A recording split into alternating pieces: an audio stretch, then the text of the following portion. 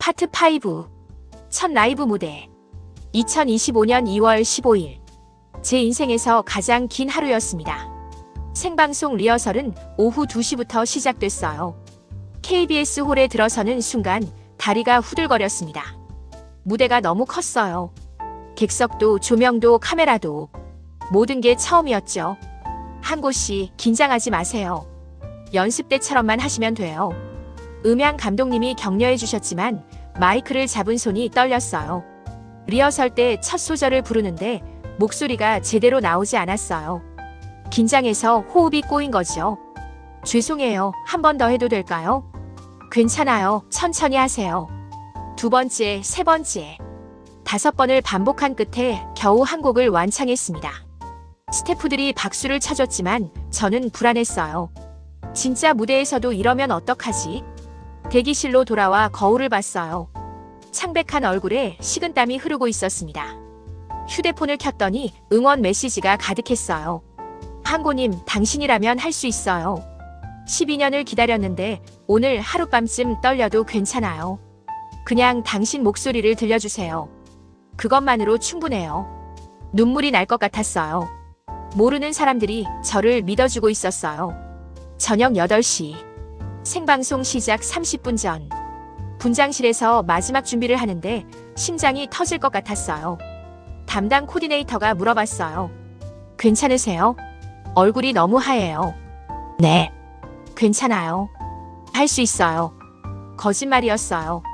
하나도 괜찮지 않았어요. 무대 뒤 대기구역에서 다른 가수들의 공연을 모니터로 지켜봤습니다. 모두 프로였어요. 완벽한 라이브, 화려한 퍼포먼스. 저는 그들과 다른 세계에 사는 사람 같았죠. 이한고 씨, 다음 순서입니다. 준비해주세요. 스태프의 목소리가 들렸어요. 일어서는데 다리에 힘이 없었습니다. 무대 옆으로 걸어가며 객석을 봤어요. 수천 명의 관객이 앉아 있었고 카메라 6대가 저를 향해 있었어요. 전국에 생중계된다는 사실이 실감났습니다. 도망치고 싶다. 솔직히 그 생각이 들었어요.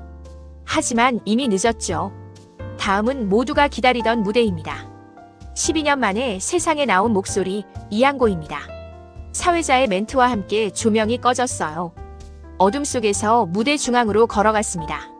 스포트라이트가 켜지고 저는 마이크 앞에 섰어요. 관객석이 보였습니다. 수천 개의 눈동자가 저를 바라보고 있었죠. 인트로가 시작됐어요. 제가 만든 곡 샤인 스루였습니다. 첫 소절을 부르는 순간 신기한 일이 일어났어요. 떨림이 사라졌습니다.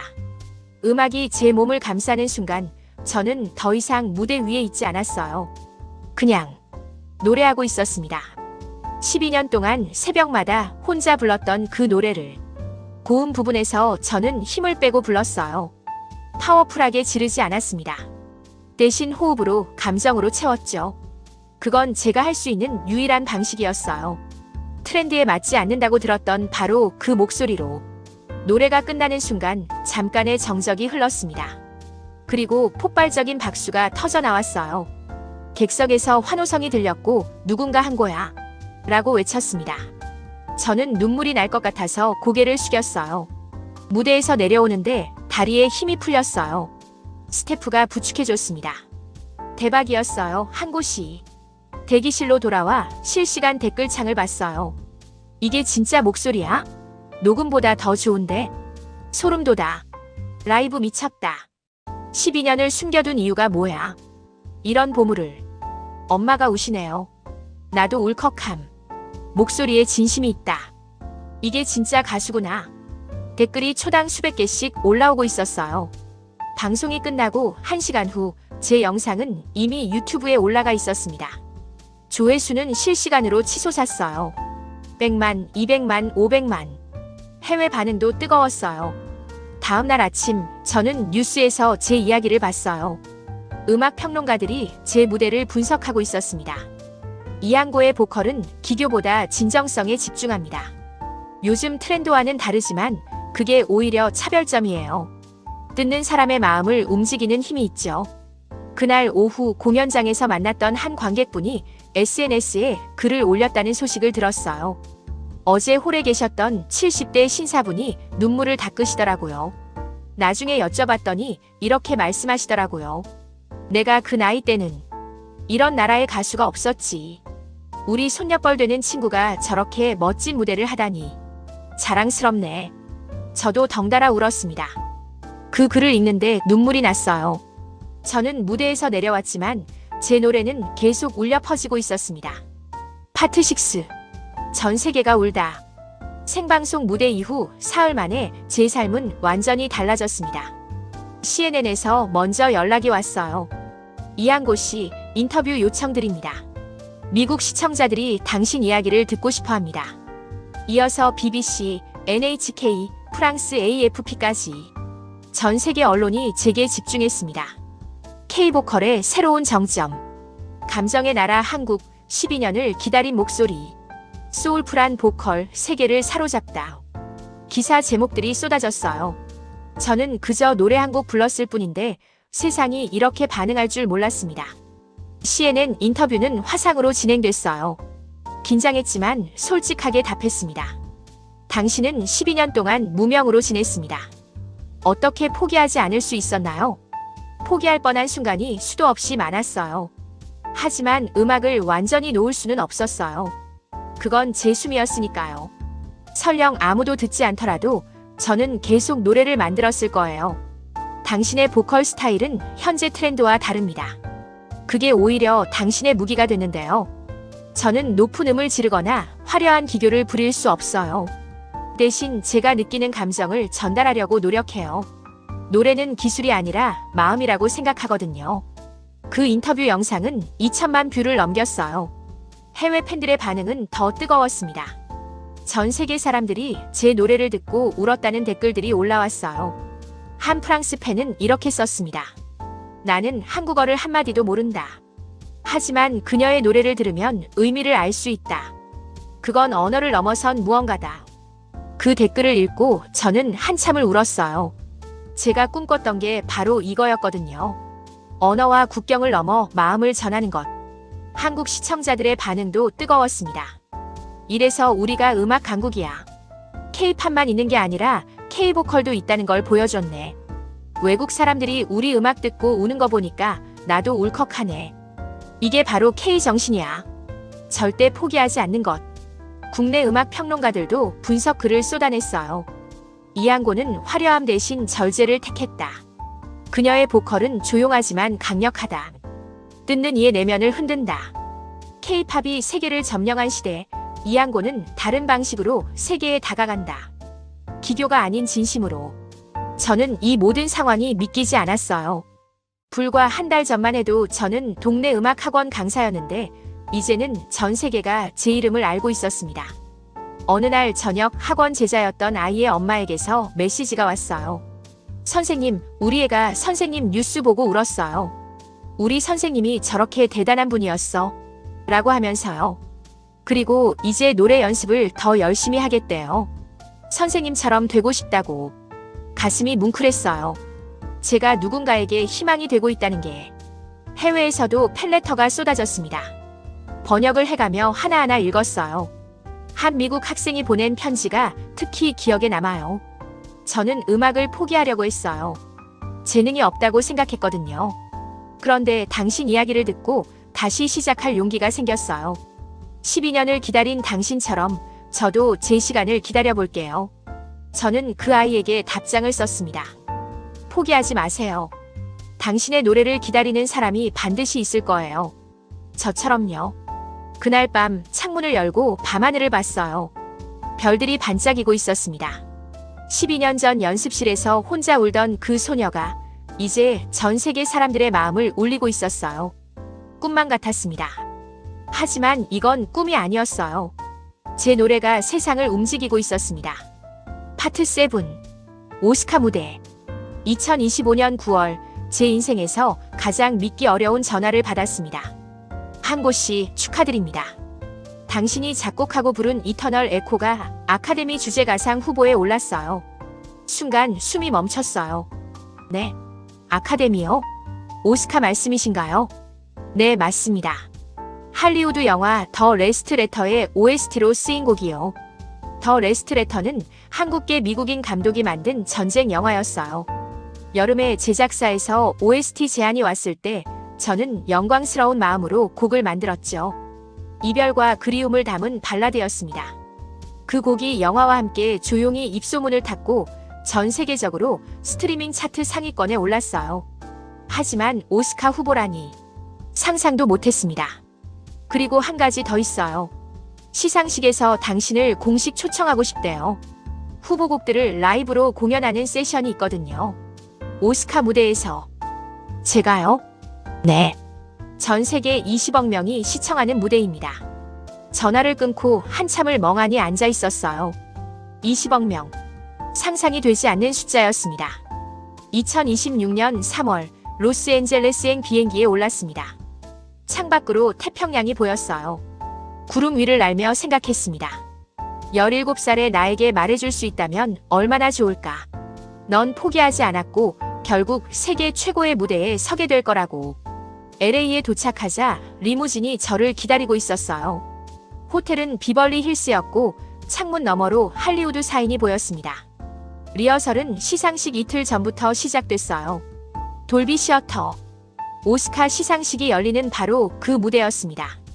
무대에 서자 압도당하는 기분이었어요. 객석 3,400석, 거대한 스크린, 세계 최고 수준의 음향 시스템. 미쓰리 준비되셨으면 리허설 시작하겠습니다. 미국 스태프들이 친절하게 안내해줬어요. 하지만 긴장은 어쩔 수 없었죠. 첫 리허설에서 실수를 했어요. 타이밍을 놓쳐서 오케스트라와 박자가 안 맞았습니다. 3번의 리허설 끝에 겨우 완성도를 맞췄어요. 하지만 여전히 불안했습니다. 시상식 전날 밤 호텔방에서 잠을 이룰 수 없었어요. 내일이면 전 세계가 저를 지켜볼 거예요. 새벽 4시까지 뒤척이다가 창가에 앉았습니다. LA의 야경이 눈부셨어요. 할 수 있어. 여기까지 왔잖아. 두려워하지 마. 시상식 당일 2026년 3월 10일 헤어와 메이크업에 3시간이 걸렸어요. 드레스는 한국 디자이너가 만든 검정 한복이었습니다. 현대적으로 재해석된 우아한 디자인이었죠. 레드카펫은 꿈만 같았어요. 수백 명의 기자들, 플래시, 세례, 그리고 환호성. 저는 미소 지으며 손을 흔들었어요. 떨리는 마음을 숨기면서요. 극장 안으로 들어가자 할리우드 스타들이 보였어요. 영화에서만 보던 배우들이 바로 옆에 앉아 있었습니다. 드디어 제 순서가 왔어요. 스포트라이트가 저를 비췄습니다. 무대 중앙으로 걸어가는데 다리가 떨렸어요. 마이크 앞에 섰습니다. 객석의 모든 시선이 저를 향했죠. 심호흡을 했어요. 그리고 조용히 눈을 감았습니다. 오케스트라 인트로가 시작됐어요. 바이올린의 슬픈 선율. 눈을 뜨고 첫 소절을 불렀습니다. 제 목소리가 극장을 가득 채웠어요. 떨림은 없었습니다. 그저 노래했어요. 12년의 기다림을, 모든 아픔과 희망을 담아서. 무대 뒤 스크린에 자막이 떴습니다. 12년의 침묵, 단 1분의 진실. 노래가 끝나자 장내가 조용해졌어요. 그리고 폭발적인 기립박수가 터져 나왔습니다. 관객석의 배우들, 감독들, 프로듀서들이 모두 일어나 박수를 쳤어요. 어떤 사람들은 눈물을 닦고 있었습니다. 저는 고개 숙여 인사하고 무대에서 내려왔어요. 백스테이지에서 한 할리우드 여배우가 다가왔어요. 너무 훌륭한 무대였어요. 정말 감동적이네요. 좋은 무대 보여주셔서 감사합니다. 그날 밤 이터널 에코는 오스카를 받지 못했어요. 하지만 상관없었습니다. 전 세계 20억 명에게 제 노래를 들려줬으니까요. 그것만으로도 충분했습니다. 다음 날 아침 뉴스 헤드라인을 봤어요. 한국의 이항구 오스카 무대 감동시켜. 12년 기다린 목소리, 할리우드 정복. 호텔방에서 창밖을 내다봤어요. LA의 아침 햇살이 눈부셨습니다. 17살 소녀의 꿈은 이루어졌어요. 예상치 못한 방식으로. 파트 8. 그녀의 목소리는 계속된다. 오스카 무대 이후 1년이 흘렀습니다. 2027년 봄. 제게 수많은 제안이 들어왔어요.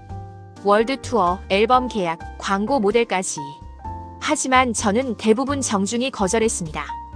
대신 다른 선택을 했어요. 연습실로 돌아가기로요. 한고 씨, 정말 그러실 거예요? 지금 가장 핫한 시기인데요. 매니저가 놀라며 물었어요. 네, 전 가르치고 싶어요. 저처럼 꿈을 가진 아이들을요. 그렇게 저는 서울의 작은 보컬 아카데미를 열었습니다. 한고 보컬 스튜디오. 화려하지 않은 소박한 공간이었어요.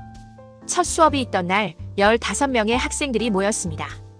14살부터 25살까지 다양한 나이의 아이들이었죠. 안녕하세요, 여러분. 전 이한고예요. 아이들은 긴장한 표정으로 저를 바라봤어요. 어떤 아이는 떨리는 목소리로 물었습니다. 선생님, 저희도 선생님처럼 될 수 있을까요? 저는 미소 지었어요. 될 수도 있고 안 될 수도 있어요. 하지만 중요한 건 그게 아니에요. 그럼 뭐가 중요한가요? 노래를 사랑하는 마음이요. 그리고 포기하지 않는 것. 첫 수업에서 저는 제 이야기를 들려줬어요. 17살의 연습생이 됐지만 데뷔하지 못한 것, 12년 동안 그림자로 살았던 것, 그리고 포기하지 않았던 것. 아이들은 숨죽이며 들었어요. 수업이 끝나고 한 학생이 다가왔습니다. 선생님, 저는 오디션에서 계속 떨어져요. 이제 포기해야 할까요? 18살 소녀였어요. 눈빛에 간절함과 두려움이 섞여 있었죠. 저는 그 아이의 손을 잡았어요. 포기는 언제든 할 수 있어요. 하지만 한 번만 더 해보는 건 어때요? 저는 12년을 더 했거든요. 그 아이는 눈물을 글썽이며 고개를 끄덕였어요. 몇 달이 지났습니다. 학생들은 하나씩 성장했어요. 소심했던 아이는 자신감 있게 노래하게 됐고, 기교만 부리던 아이는 감정을 담는 법을 배웠습니다. 그리고 어느 날 그 18살 소녀가 뛰어들어왔어요. 선생님, 제가 합격했어요. SM 오디션에. 저는 그 아이를 꽉 안아줬습니다. 제 눈에도 눈물이 났어요. 축하해, 정말 축하해. 선생님 덕분이에요. 포기하지 말라고 하셨잖아요. 아니야, 내가 해낸 거야. 내가 포기하지 않았으니까. 그날 밤 저는 오래된 일기장을 꺼내봤어요. 17살 때 쓴 글이 있었습니다. 언젠가 내 노래로 세상을 울릴 거야. 그리고 나처럼 꿈꾸는 아이들에게 희망이 되고 싶어. 저는 그 꿈을 이뤘어요. 두 가지 모두. 2027년 겨울 제자들의 첫 발표회가 있었습니다. 작은 공연장이었지만 객석은 가족들과 친구들로 가득 찼어요. 마지막 순서로 저도 무대에 올랐습니다. 학생들과 함께 부르는 합창 무대였죠. 노래를 부르며 객석을 봤어요.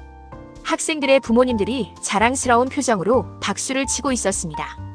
그중 한 분이 공연 후 저에게 다가왔어요. 70살쯤 되어 보이는 할아버지셨습니다. 선생님, 제 손녀가 선생님께 배우고 있어요. 그 아이가 요즘 너무 행복해 보여요. 감사합니다. 아니에요. 제가 더 감사해요. 선생님처럼 꿈을 포기하지 않는 어른을 보면서 그 아이도 배우는 것 같아요.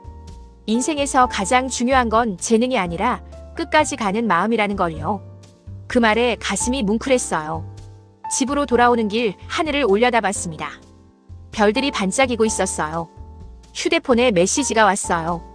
제자 중 한 명이었습니다. 선생님, 언젠가 저도 무대에 설 수 있을까요? 저는 미소 지으며 답장을 보냈어요. 그럼 나도 12년 걸렸거든. 넌 분명 할 수 있어. 포기하지만 않는다면. 그날 밤 저는 새 곡을 쓰기 시작했어요.